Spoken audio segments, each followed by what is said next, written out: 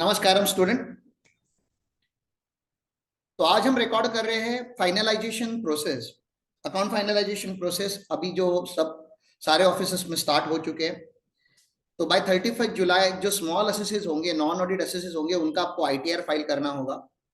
And then in the month of August and September tax audits या company audit जिनके होते रहेंगे, उनके आपको आईटीआर फाइनलाइजेशन करने होंगे।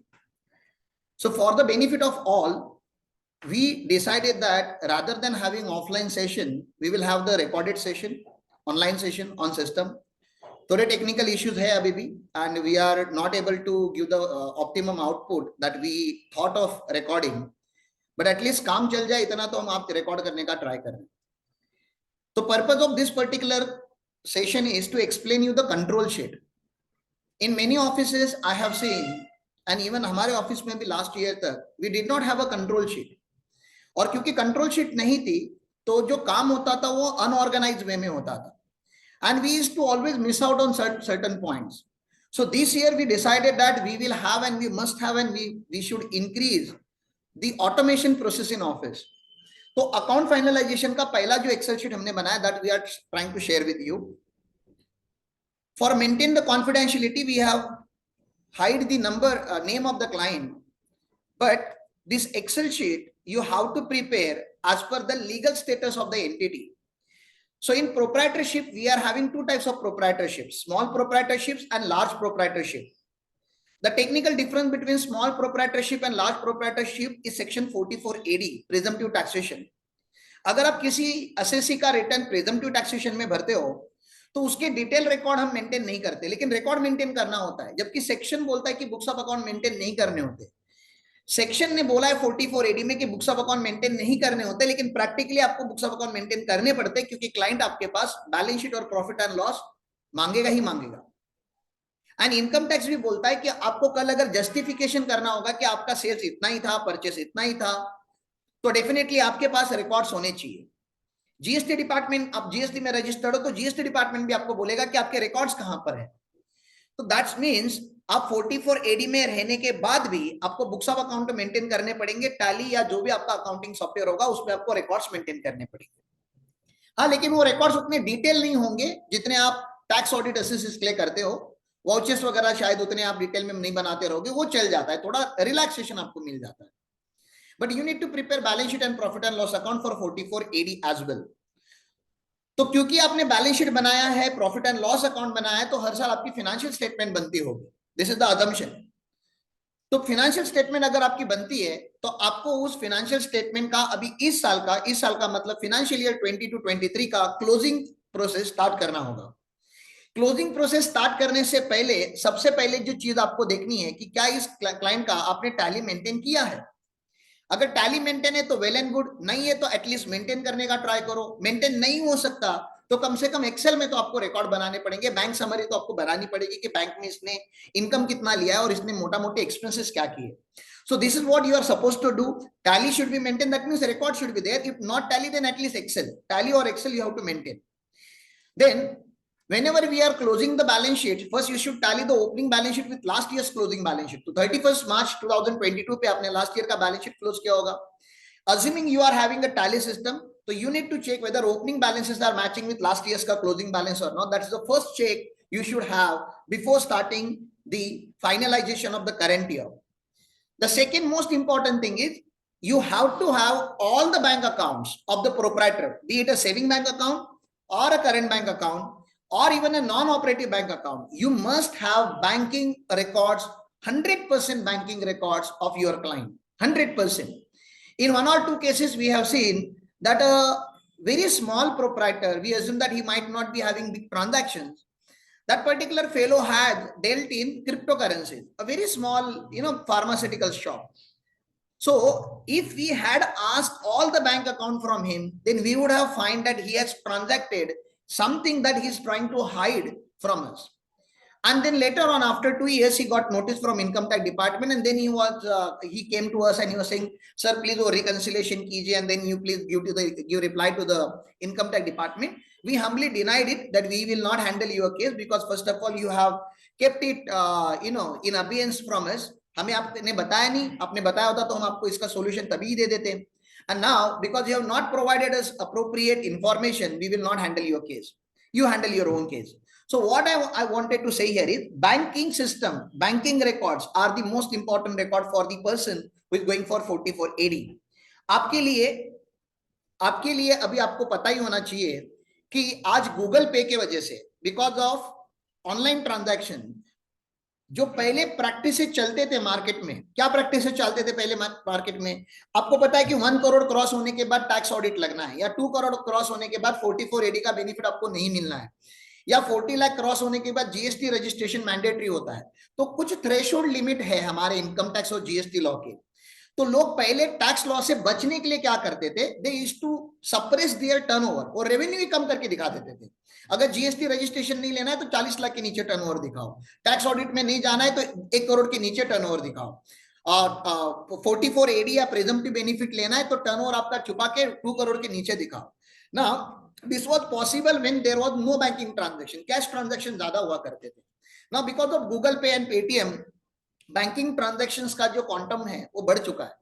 And that's the reason you need to have bank reconciliation, detailed bank reconciliation. You need to have answer for every transaction, every major transaction, every substantial transaction done by the assessee. और आपको ये check करना है कि कहीं उसने turnover तो 2 करोड़ से ज्यादा क्रॉस नहीं किया है। बिकॉज अगर टर्नओवर अगर 2 करोड़ के ऊपर गया होगा या प्रोफेशनल अगर होगा तो 44ADA लगता है, 50 लाख के ऊपर अगर उसका टर्नओवर गया होगा तो ही cannot take the benefit of presumptive taxation. तो उनको बुक्स ऑफ अकाउंट मेंटेन करने पड़ेंगे, ऑडिट कराना ही पड़ेगा, and it is your responsibility to intimate this particular person. क्योंकि गवर्नमेंट के पास इतने रिकॉर्ड्स आज आर्टिफिशियल इंटेलिजेंस के थ्रू पुल होते हैं कि अगर गवर्नमेंट को आपके यूपीआई के रिकॉर्ड निकालने हैं तो they just have to put 1 click, आपका आधार या पैन उनको डाल के 1 क्लिक डालना है, and they will understand how much transaction or how many transaction was done in the previous year in your books of accounts. So the bank reconciliation statement has to be there. Bank reconciliation करने के time पे जो appropriate head में classification होता है, मैंने एक चीज देखी हमारे ऑफिस में जो पहले होती थी और उसको अभी हमने सब्सटेंशियली कम किया है। हम जब जूनियर्स को टैली की एंट्री करने देते हैं तो मैक्सिमम एंट्री उनको नहीं समझती तो वो डाल देते सस्पेंस अकाउंट पे। तो मेक श्योर कि आपने सस्पेंस अकाउंट में कोई एंट्री नहीं डाली है। ओके, अब जब मैं सस्पेंस अकाउंट में नहीं डालने बोलता हूं तो कोई और लेजर में ये लोग डाल देते। तो आपको चेक करना है कि जो लेजर का क्लासिफिकेशन हुआ है वो अप्रोप्रिएट हुआ है, एंड दैट्स द रीजन यहाँ पे आपको जब डेटर और क्रेडिटर आप जब क्रॉस वेरीफाई करने जाओगे, हेलो, हाँ, ओके, ये शायली तुला बोलवायला लागेल। सो ऊपर कौन है जरा उनको पूछ लो, नहीं तो किसी को बुलाना है ट्रेनिंग में तो उनको बुलाओ।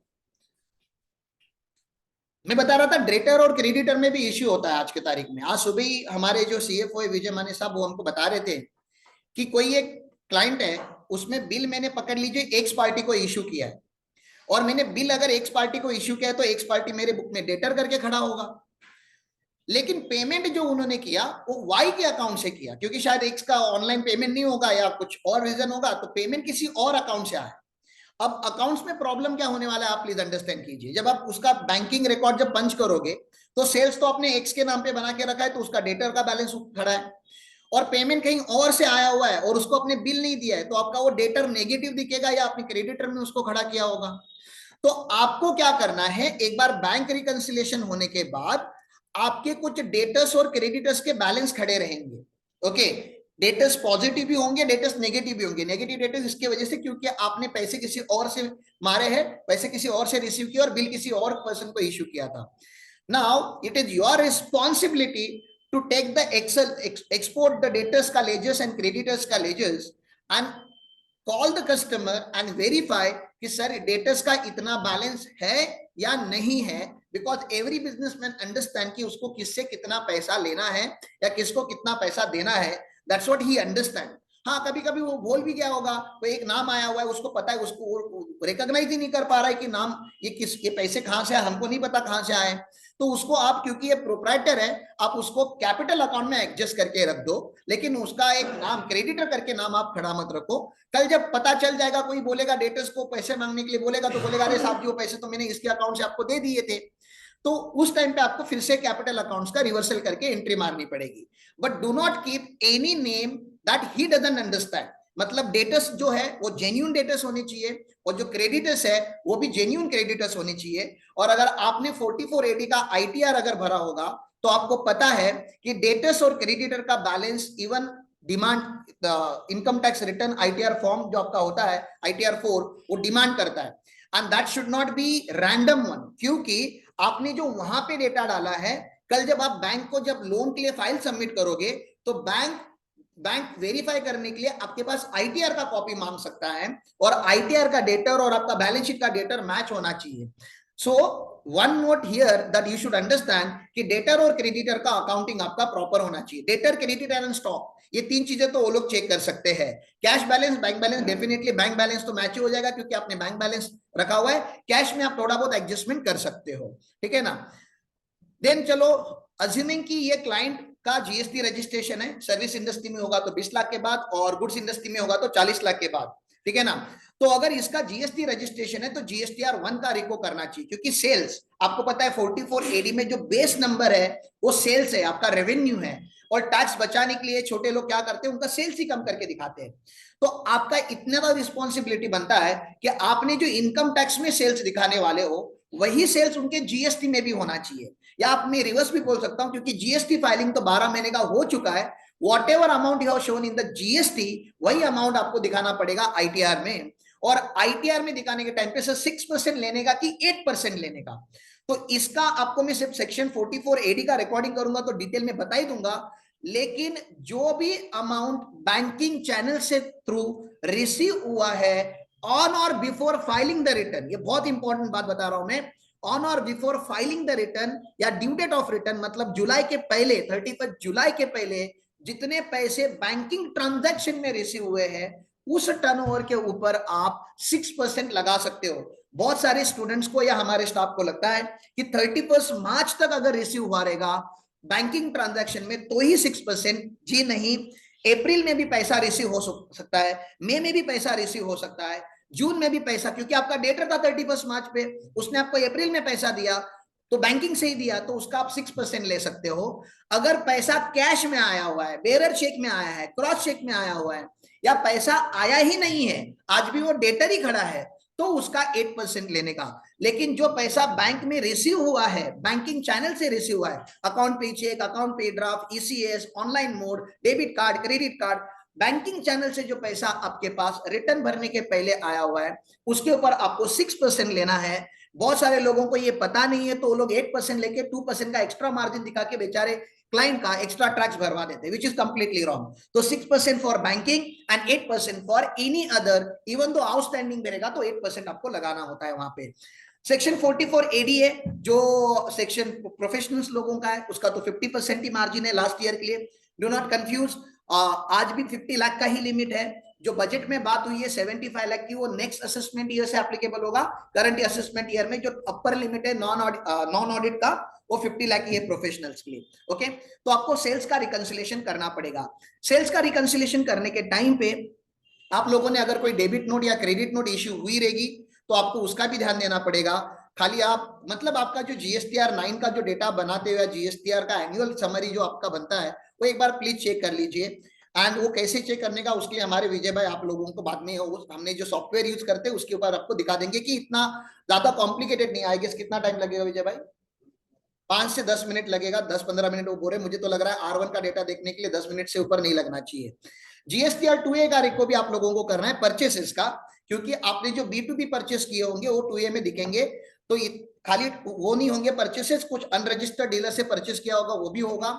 जब जब आप अनरजिस्टर्ड डीलर से कोई चीजें परचेस करते हो तो प्लीज आप रिवर्स चार्ज मैकेनिज्म का एप्लीकेशन वहां पे देख लीजिए। तो you need to understand the reverse charge mechanism of GST. तो GSTR 1 में आपको परचेस का डेटा देखना है, GSTR 2A में आपको सॉरी GSTR 1 में सेल्स का डेटा देखना है, GSTR 2A में आपको परचेस का डेटा देखना है। सेल और परचेस अगर मैच हो जाता है तो GSTR 3B भी आप एक बार वेरीफाई कर लीजिए कि 3B उन्होंने अप्रोप्रिएटली भरा था कि नहीं भरा था। तो यहाँ पे आपका जीएसटी का रिकंसिलेशन खत्म हो जाता है। जीएसटी के साथ हमारा बैंक रिको हो गया, हमने डेटर्स क्रेडिटर्स कंफर्म कर लिए। एक बार जीएसटी पोर्टल पे जाके चेक करना है कि कोई नोटिस तो इश्यू हुई है कि नहीं हुई है। कभी कभी क्या होता है नोटिस क्लाइंट की ईमेल आईडी पे जाते हैं और आपको बहुत बाद में पता चलता है कि क्लाइंट को कभी तो नोटिस इश्यू हुआ था। तो मेक श्योर कि आप जब जीएसटी का लॉगिन करते हो तो यू शुड चेक कि जीएसटी का कोई नोटिस है कि नहीं है। देन अब जब जीएसटी का आप 2A का रिकंसिलेशन करोगे, तो अगर आपने लैपटॉप परचेस किया होगा, मोबाइल परचेस किया होगा, या कोई भी कैपिटल गुड्स परचेस किया होगा बिजनेस के लिए, तो उसका आईटीसी लेने के लिए परचेस लेजर में एंट्री मारा जाता है। लेकिन आपको अंडरस्टैंडिंग होना चाहिए कि ये कैपिटल गुड्स है और इसको परचेस लेजर में तो मारा गया 2A में, लेकिन ये रेवेन्यू एक्सपेंडिचर नहीं है, ये मेरे परचेस में नहीं गिरेगा, ये मेरे फिक्स असेट में जाना चाहिए, और फिक्स असेट में जाने के बाद उसके ऊपर डिप्रिसिएशन कंप्यूट होना चाहिए as per the income tax act. तो ये कैपिटल गुड्स का एक एडजस्टमेंट होता है जो स्टूडेंट थोड़े मिस आउट कर जाते हैं। लैपटॉप वगैरह परचेस करते तो परचेस लेजर में उसकी एंट्री हमने पाई है, तो प्लीज मेक श्योर कि परचेस लेजर में कोई कैपिटल गुड्स नहीं है। डेटर्स क्रेडिटर्स की मैंने बात बता दी आपको। अब इंटीमेशन, इंटीमेशन किस चीज का सर? इंटीमेशन इनकम टैक्स का, इनकम टैक्स का इंटीमेशन आता है सेक्शन 143 में। ओके, सेक्शन 143 सब सेक्शन 1 में इंटीमेशन आता है। आपको चेक करना है कि लास्ट ईयर तक के जितने भी रिटर्न हमने भरे थे क्या उसका इंटीमेशन इश्यू हो चुका है, और इंटीमेशन इश्यू हो चुका है तो मेक श्योर कि आप एक बार उसको डाउनलोड करके देखो कि इंटीमेशन में कोई एडिशनल डिमांड तो नहीं आया है। आप इनकम टैक्स पोर्टल की जब स्क्रूटिनी करोगे तो यू विल अंडरस्टैंड कि इंटीमेशन या डिमांड अगर आउटस्टैंडिंग डिमांड होता है तो वो लोग खुद ही दिखा देते हैं, but it is your responsibility to filter it और चेक करके अगर उसमें कोई एडवर्स एप्लीकेशन होगा, कोई डिमांड रेज हुआ रहेगा, तो please communicate with the client. फिर बात आती है कि इनकम टैक्स डिपार्टमेंट के पास आपकी इंफॉर्मेशन आप बिना बताए भी रह सकती है। आपने अगर शेयर्स में ट्रांजैक्शन किया है, इनकम टैक्स डिपार्टमेंट नोज। आपको अगर डिविडेंड मिला है, इनकम टैक्स डिपार्टमेंट नोज। अगर आपका इलेक्ट्रिसिटी बिल 1 लाख के ऊपर है, इनकम टैक्स डिपार्टमेंट नोज। अगर आपने फॉरेन ट्रैवल किया है तो इनकम टैक्स डिपार्टमेंट नोज। अगर आपके पास क्रेडिट कार्ड और क्रेडिट कार्ड का पेमेंट आपने 50,000 के ऊपर कैश में किया हुआ है, income tax department knows. So there are so many transaction that I will discuss with you in SFT. We call it SFT, Statement of Financial Transaction, Financial Reportable Transaction। तो बहुत सारी एंटिटी, बैंकिंग एंटिटीज क्या करती है, आपने अगर कोई financial transaction किए होंगे तो इनकम टैक्स डिपार्टमेंट को पहले से रिपोर्ट करके रखती है। और इनकम टैक्स डिपार्टमेंट को अगर किसी ने भी आपका रिपोर्टिंग करके रखा, तो निर्मला सीतारमन जी का एक मानना था कि इनकम टैक्स के पास ये इंफॉर्मेशन बैकएंड पे हुआ करती थी, and then income tax department आपके साथ वो हाइड एंड सीक का गेम खेलता था कि देखते कि असेसी इन्फॉर्मेशन हमें दिखाता है कि नहीं दिखाता, और असेसी अगर इन्फॉर्मेशन नहीं दिखाएगा तो बाद में उसको हम नोटिस ठोकेंगे, उसको पेनाल्टी लगाएंगे। आपने ऐसा प्रैक्टिकल लाइफ में भी देखा होगा कि अगर आप कभी ड्राइव करते हो तो जहां पे नो एंट्री चालू होता है वहां पे पुलिस नहीं खड़ी होती, जहां पे नो एंट्री खत्म होता है वहां पे पुलिस खड़ी होती है, ताकि आपको पेनाल्टी लगाई जाए। अगर उनका इंटेंशन इतना अच्छा होगा कि नो एंट्री में गाड़ी जानी नहीं चाहिए, तो मेरे हिसाब से पुलिस को नो एंट्री जहां पे एंड होती है वहां पे खड़ा नहीं रहना चाहिए, नो एंट्री के बिगिनिंग पे खड़ा रहना चाहिए, और गाड़ी जाने से पहले ही रोकना चाहिए कि भैया ये नो एंट्री यहाँ पे अलाउड नहीं है आपको। बट डिपार्टमेंट का जो आरटीओ होता है उसका इंटेंशन ही होता है कि आप लॉ तोड़ो, और आप लॉ तोड़ो और आपके ऊपर पेनाल्टी लगाए, ठीक है ना। ये उनका इंटेंशन ऐसे मुझे लग रहा है, this is my personal opinion. तो इनकम टैक्स का भी पहला कुछ ऐसे ही था।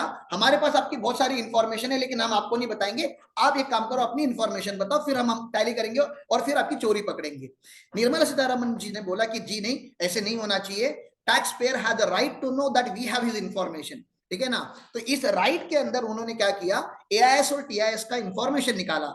तो इनकम टैक्स डिपार्टमेंट के पास एक बैक स्टेटमेंट से एक इंफॉर्मेशन आता है, that statement is known as SFT. Okay, form 61A भरते हैं बहुत सारे एंटिटीज, एसएफटी से बहुत सारी इंफॉर्मेशन इनकम टैक्स पोर्टल पे आती है। इनकम टैक्स पोर्टल वो इंफॉर्मेशन आपको रिफ्लेक्ट करता है एआईएस एंड टीआईएस में, tax information statement and assessee का जो इंफॉर्मेशन, असेसी का इंफॉर्मेशन स्टेटमेंट होता है, वो सारी की सारी एआईएस और टीआईएस में आपको दिखती है। हाँ, अभी आजकल मैंने देखा कि हमारे ऑफिस में कल परसों ये लोग रिकंसिलेशन कर रहे थे, तो एआईएस शायद जनरेट नहीं हो रहा था अप्रोप्रिएटली। तो विजय भाई ने मुझे बताया कि सर एआईएस अच्छे से जनरेट नहीं हो पा रहा है, कुछ तो पोर्टल पे ग्लिच है। लेकिन उन्होंने फिर उसका सोल्यूशन भी बताया कि असेसी ने अगर अपने मोबाइल पे एआईएस टीआईएस का अगर एप्लीकेशन डाउनलोड किया, क्या बोलते हैं उसको, एआईएस, एआईएस का एप्लीकेशन आपके एंड्रॉइड के क्या अपने प्ले स्टोर में आपको मिलेगा। अगर आपने वहां पे एप्लीकेशन अगर डाउनलोड किया तो एप्लीकेशन में, मोबाइल एप्लीकेशन में सारा इंफॉर्मेशन जो एआईएस टीआईएस में होना चाहिए वो रिफ्लेक्ट हो रहा था, लेकिन पोर्टल पे नहीं हो रहा था। तो there are certain practical difficulties, अगर आप वो ग्राउंड पे जब काम करते हो तो आपको आते रहेंगे। तो एआईएस और टीआईएस आप लोगों को डेफिनेटली वेरीफाई करना है, क्योंकि एआईएस टीआईएस में से इसका डिविडेंड कितना था, इसने शेयर्स के ट्रांजैक्शन क्या किए थे, इसने बैंक से कैश विड्रॉ कितना किया है, कैश डिपॉजिट कितना किया है, क्रिप्टो में ट्रेडिंग क्या होगा, प्रॉपर्टीज में ट्रेडिंग क्या होगा। मतलब ऐसा कोई भी ट्रांजैक्शन जो असेसी ने आपको इन्फॉर्म नहीं किया है और इनकम टैक्स डिपार्टमेंट को पता है, तो इट इज योर रिस्पॉन्सिबिलिटी कि आप आईटीआर में उसको कैप्चर करो। क्योंकि अगर आपने आईटीआर में कैप्चर नहीं किया और बाद में डिपार्टमेंट ने उसके उसके साथ मैचिंग किया, आईटीआर और एआईएस टीएस के साथ मैचिंग किया और उसमें अगर मिसमैच क्रिएट हुआ तो आपको डेफिनेटली नोटिस आएगी, इंटीमेशन आएगा। So to avoid that particular thing, जब आप भर रहे हो तभी आपको एआईएस टीएस और 26 एएस के साथ रिकंसिलेशन करना है। 26 एएस के ऊपर ज्यादा बात करने की जरूरत नहीं है, everybody is knowing 26 is a very famous document. सारा टीडीएस का, एडवांस टैक्स का, कोई रिफंड आपको पहले मिला होगा उसका सारा डिटेल आपका किसमें होता है, 26 एएस में होता है। एक बात और बता दो, 26 एएस और टीआईएस एएस का डेटा मैच होना जरूरी नहीं है। ऐसा हो सकता है कि 26 एएस में रिपोर्टिंग हुआ है लेकिन एआईएस में नहीं हुआ है, और एआईएस में रिपोर्टिंग हुआ है लेकिन 26 एएस में रिपोर्टिंग नहीं हुआ है। It is possible. तो आप ये मत सोचो कि AIS is equal to TIS and TIS is equal to 26 as.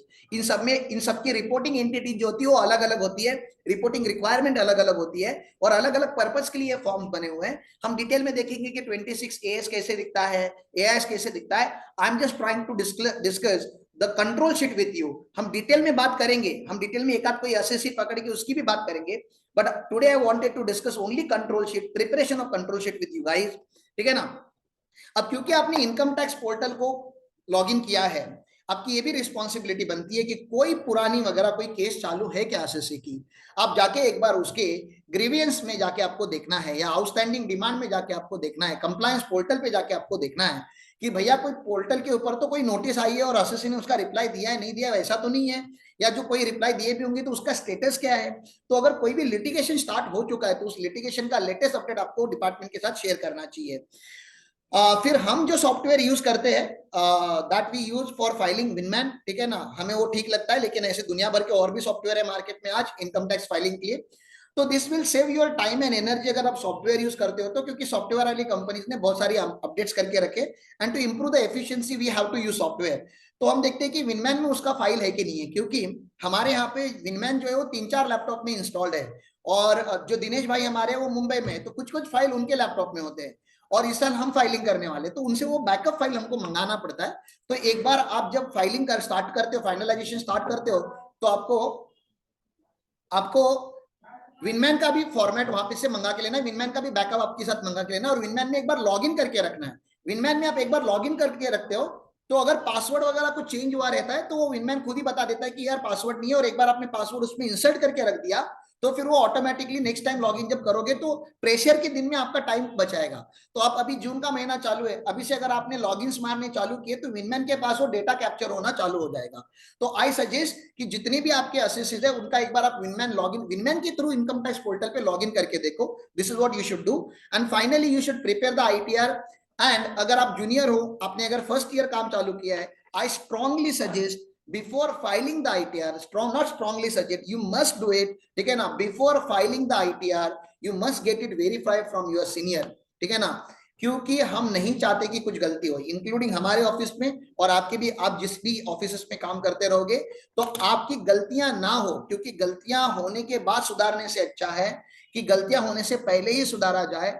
क्योंकि पहले income tax department only revise return का ही डेटा रखता था, अब डिपार्टमेंट ओरिजिनल रिटर्न का भी डेटा रखता है पोर्टल के ऊपर और रिवाइज रिटर्न का डेटा भी रखता है बैकएंड में। और अगर ओरिजिनल रिटर्न और रिवाइज रिटर्न में अगर बहुत ज्यादा वेरिएशन निकला, बहुत स्ट्रॉन्ग वेरिएशन निकला, अपनी इनकम वगैरह में बहुत बड़े एडजस्टमेंट्स किए हैं, तो यू कैन डेफिनेटली एक्सपेक्ट कि भैया आपको स्क्रूटिनी की नोटिस आएगी। आई have seen the notice in that particular manner कि ओरिजिनल रिटर्न में इनकम बहुत ज्यादा था और रिवाइज रिटर्न में एसएससी ने इनकम कम किया, जबकि गलती हुई थी, हमने कोई फ्रॉड नहीं किया था। हुआ क्या था कि वो पार्टनरशिप फर्म थी, पार्टनर्स रेम्यूनरेशन जो था, एक्चुअल पार्टनर्स रेम्यूनरेशन वो डिसअलाउ किया गया था, और जो फिर इनकम टैक्स के हिसाब से सेक्शन 40B के हिसाब से जो अलाउ करना था वो अलाउ करना रह गया था, ठीक है ना। तो क्या हो गया कि ज्यादा इनकम शो हो गया, ज्यादा इनकम फाइल हो गया, और फिर हमने क्या किया, जब रिवाइज किया हमने रिटर्न, तो हमने 40B जो लीगली हमारे बनता है वो 40B हमने फाइल करके, हमने 40B का बेनिफिट लेके पार्टनर्स का रेम्यूनरेशन दिखा के हमने क्या कर दिया, रिटर्न फाइल किया। तो we reduce income from X amount to Y amount, और इनकम टैक्स डिपार्टमेंट ने बस यही पकड़ा कि ओरिजिनल रिटर्न में इनकम ज्यादा था और रिवाइज रिटर्न में इनकम कम है। लॉजिक उसको नहीं समझा कि वो ऐसा क्यों हुआ, उसने हमें डायरेक्टली स्क्रूटिनी नोटिस ठोक दिया। अब उसका हमने रिप्लाई दे दिया है, अब वो केस चालू हो चुका है।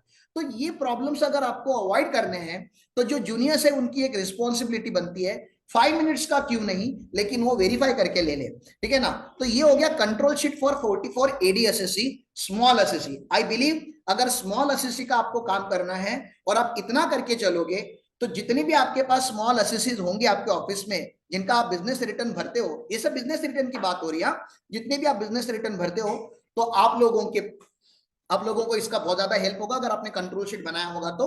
एंड अल्टीमेटली इसमें आपको और एक दो बातें यहाँ पे ऐड करनी पड़ेगी, ये कंप्लीट नहीं है। यहाँ पे लास्ट में एक पॉइंट आप और भी लिख सकते हो कि वेरिफिकेशन ऑफ रिटर्न, कि क्योंकि फाइलिंग के बाद वेरिफिकेशन होना जरूरी है। और आज के तारीख में वेरिफिकेशन का टाइम, आपने अगर पहला टाइम पता होगा आपको 120 डेज था, इनकम टैक्स ने वो टाइम रिड्यूस किया और 30 डेज का किया है। 30 डेज का क्यों किया है? क्योंकि आप जितने जल्दी वेरीफाई करोगे उतने जल्दी इनकम टैक्स रिटर्न प्रोसेस होगा। और डिपार्टमेंट ने अभी रिवाइज रिटर्न या डिलेटेड रिटर्न फाइल करने का डेट भी जो आपको पता है 31 दिसंबर है। मतलब इनकम टैक्स डिपार्टमेंट पूरा पूरा ट्राई कर रहा है कि जो भी असेसमेंट ईयर के मैटर है वो असेसमेंट ईयर में ही खत्म हो जाए। पहले क्या होता था 16-17 की नोटिस आपको 2020-21 में आती थी, अब ऐसा नहीं होने वाला है। यू कैन एक्सपेक्ट कि आपने रिटर्न भरा, वेरीफाई कर दिया, 15 मिनट के अंदर आपको नोटिस आ गई। You can receive the notice within 15 minutes also, ठीक है ना, क्योंकि it is not done by the assessing officers now, it is done by the artificial intelligence। और क्योंकि artificial intelligence को प्रोसेस करना है before verification, I don't think तो आर्टिफिशियल इंटेलिजेंस प्रोसेस करेगा। तो verification of return is also important. Verification करने के लिए आधार ओटीपी का जनरेशन होना बहुत जरूरी है। मोस्ट ऑफ द केसेस कभी कभी ऐसा होता है कि जो असेसी है जिसका आप रिटर्न भर रहे हो उसका आधार का मोबाइल नंबर लिंक नहीं है, तो बैंक अकाउंट लॉगिन करके भी हो सकता है। अगर आपके पास डिजिटल सिग्नेचर है तो डिजिटल सिग्नेचर से भी वेरीफाई हो सकता है। So there are alternative ways of verification. कभी कभी हम बोलते हैं कि sir physical verification, online verification नहीं हो पाएगा, फिजिकली हम क्या करेंगे, सीपीसी बैंगलोर में कुरियर करेंगे, तो वो आपको इमीडिएटली करना पड़ेगा। और इमीडिएटली वो भी स्पीड पोस्ट से करना पड़ेगा, ऑर्डिनरी पोस्ट से आपको नहीं करना है, क्योंकि आपको ट्रैक रिकॉर्ड रखना पड़ेगा। और एक बार आपने कुरियर किया तभी भी आपको चेक करते रहना है कि वो वेरीफाई होता है कि नहीं होता है। क्योंकि अगर 30 डेज में अगर वो वेरीफाई अगर नहीं हुआ तो इनवैलिड रिटर्न माना जाएगा। Invalid return is equal to आपने रिटर्न फाइल ही नहीं किया, ऐसे माना जाता है। और जो भी उस रिटर्न के बेनिफिट होते हैं वो आपको कुछ नहीं मिलेंगे। तो कोई भी रिटर्न आपका इनवैलिडेट ना हो, ये रिस्पॉन्सिबिलिटी आप लोगों की है। तो प्लीज आप लोगों को ये समझ में आना है कि इतना पूरा आप कंट्रोल शीट बनाओगे फॉर 44 ADSSC। तो today we discuss about 44 ADSSC। Likewise we will discuss proprietorship firm under tax audit, private limited companies, limited liability partnership firm। Okay, जितने भी तरह के आपके लीगल स्टेटस के असेसेस होते हैं उसके हिसाब से आपको ये चार्ट्स बनाने हैं। और अगर आपने ये चार्ट्स बनाए तो आप लोगों को बहुत ज्यादा हेल्प होगा। लेट मी नो कि हमने अगर कोई पॉइंट मिस आउट किया होगा जो आप अपने यहाँ पे वेरिफिकेशन में यूज करते हो। एक बात और इसमें डालना चाहूंगा मैं, आप लोग जरा इसको मेंशन करके रखना, रेशियो एनालिसिस। आप लोगों को इस क्लाइंट का रेशियो एनालिसिस करना पड़ेगा। इनका GP ratio NP ratio change नहीं होना चाहिए, क्योंकि आर्टिफिशियल इंटेलिजेंस जो है इनकम टैक्स का, उसको रेशियो समझ में आते, उसको नंबर्स नहीं समझ में आते। तो अगर लास्ट ईयर का आपका मार्जिन 8% था और करंट ईयर में आपने मार्जिन गिराया और 6% किया, या पहले 12% था और करंट ईयर में आपने 6% किया, तो मार्जिन में अगर बहुत ज्यादा वेरिएशन भी आया तभी भी आपको स्क्रूटिनी आ सकती है और आपको जस्टिफाई करने बोला जा सकता है कि सर बताइए आपकी मार्जिन सडनली कैसे कम हो गई। पॉसिबिलिटीज है। आपके एक्सपेंस रेशियोज, जो भी रेशियोज आप मेंशन करते हो तो रेशियो मेंटेन होने चाहिए। भले ये 44 AD का है, कल ये बैंकिंग के लिए जाएगा तो बैंक वाला भी सीएमए बनाएगा, और बैंक वाला जब सीएमए बनाएगा तो वो भी रेशियो ही चेक करेगा कि आपके रेशियोज मैच हो रहे कि नहीं। करंट रेशियो आपका 2:1 होता है कि नहीं, आपका रिटर्न ऑन कैपिटल एम्प्लॉयड का रेशियो बैठता है कि नहीं, आपका GP ratio NP ratio progressive में है या नहीं है, आपका बिजनेस का जो ग्रोथ है 10% एवरी ईयर हो रहा है, 20% एवरी ईयर हो रहा है, वो ग्रोथ नीचे तो नहीं जा रहा है, growth has to go up. तो कुछ रेशियो एनालिसिस का आपको एक छोटा सा स्टेटमेंट अगर आप बना दोगे तो that will help you a lot. तो रेशियो एनालिसिस करना भी जरूरी है। अगर आप उसका रिटर्न प्रॉपर्ली बना के बैलेंस शीट प्रॉपर्ली क्लोज करके अगर आप उसको देते हो, that will help us see, and then you can demand additional fee for putting additional effort. तो प्लीज अंडरस्टैंड कीजिए, डोंट फाइल रिटर्न ब्लाइंडली। आप लोगों को थोड़ा एफर्ट डाल के, थोड़ा मेहनत करके आपको रिटर्न भरना पड़ेगा। तो this is the control sheet. If you want a soft copy of this particular format, any how you can also maintain it, is not very difficult. लेकिन अगर आपको सॉफ्ट कॉपी भी चाहिए रहेगी तो आप अपने हमारे कमेंट बॉक्स में डाल दीजिए, अपने जो व्हाट्सएप ग्रुप रहते हैं उस पर डाल दीजिए। और back and team will share this particular sheet with you guys. Thank you.